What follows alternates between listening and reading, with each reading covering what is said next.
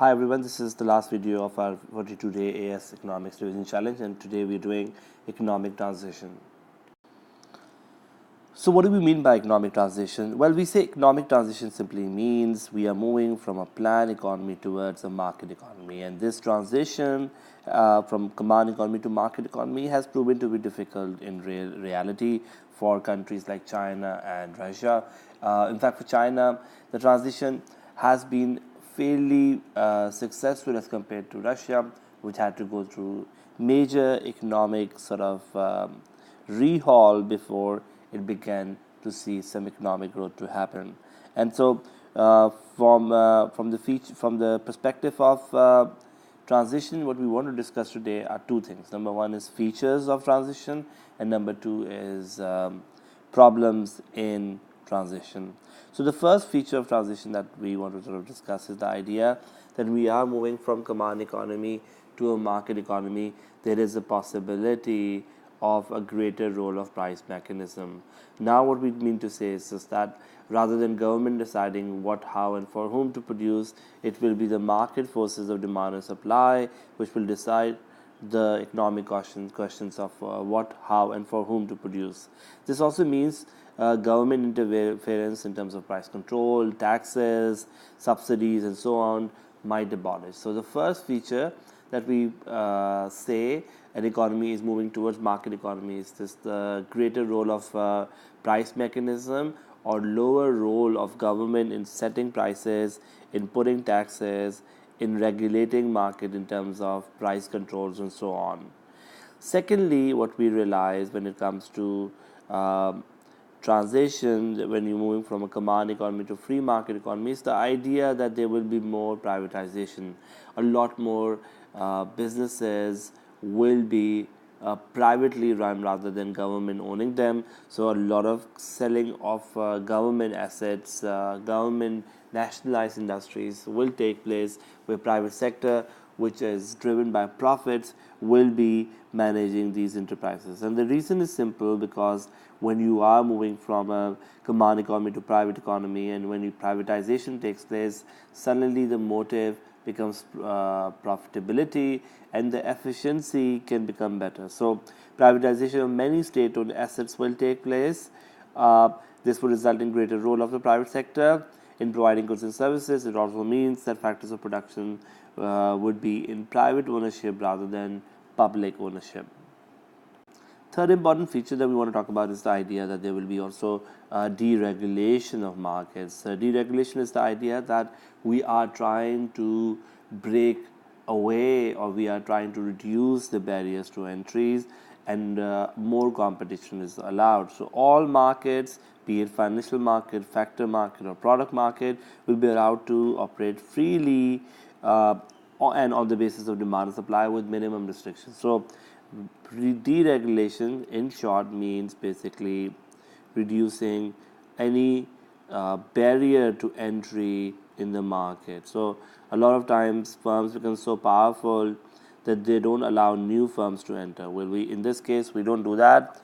We allow new firms to enter. We want more competition. So deregulation results in basically more competition and more players in the market, which will be good for efficiency, which will be good for prices, which will be good for choices for consumers as well. The next up is opening up of the economy, which means countries will engage in trade, and that trade will basically be useful in terms of more competition, more efficiency for local consumers, and also allow more variety for consumers. So what was seen in command economy was that there was very little international trade. But if you look at the case of China, which is now the leader in terms of international trade, that is what has happened after transition, because of very heavy involvement in the international trade, which means opening up of international trade. So countries, when they're transitioning from plan towards market, will start doing international trade.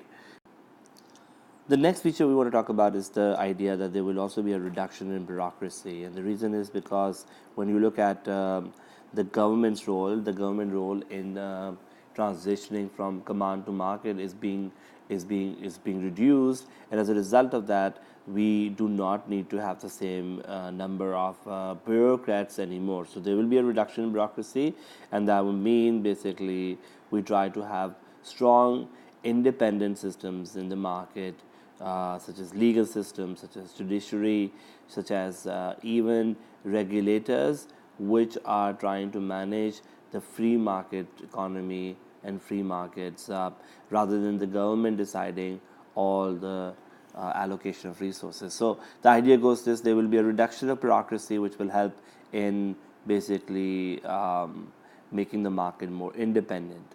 Last and probably also very important reason, factor or feature, is the fact that there will be rationalization process in the economy. What is rationalization? Rationalization is when we end up closing those industries which are not needed and open up new industries. So all those inefficient industries which are not needed anymore will close down, while new industries which are better needed or suited for consumer needs will open up. And that's basically going to be an important feature, because demand structure will change in the economy as people move towards more newer products in the free market economy. There will be marketing, there will be analysis of consumer needs, and there will also be a lot more industries which were previously producing goods because the government wanted them to produce goods will now close down.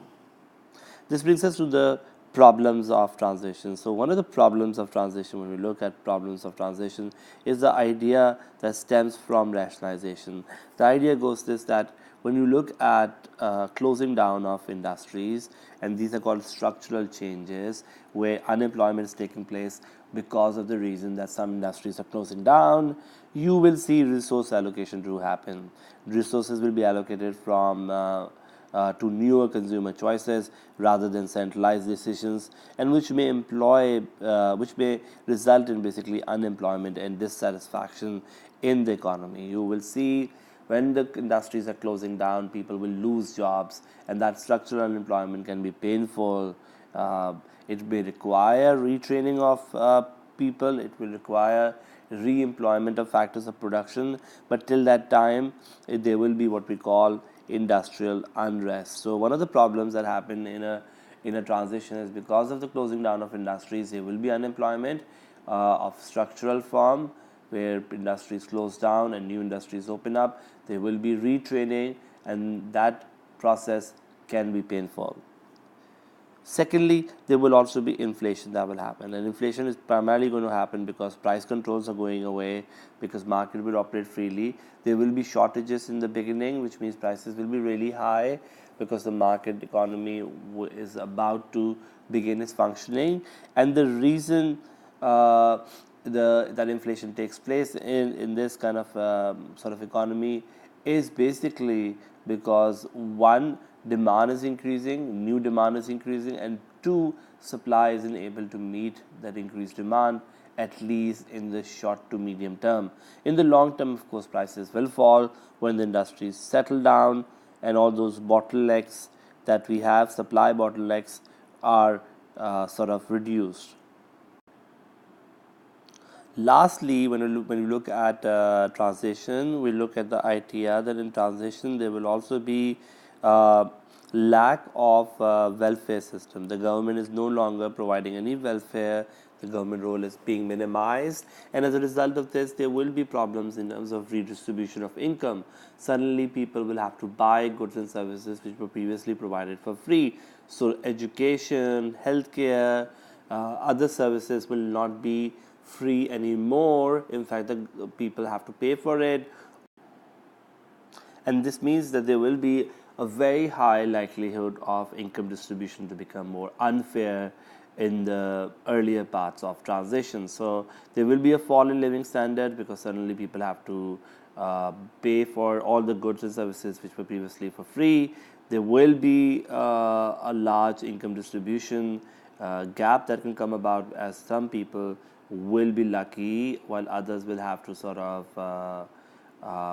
survive in the new system of market forces of demand and supply. So one of the things that we see or has happened both in China and Russia after transition was that income distribution became unfair, where some people who had earlier sort of advantage in terms of entrepreneurship became very rich, while others were not able to do so. And that's why there could be also a political and social unrest that can take place in the transitioning economies.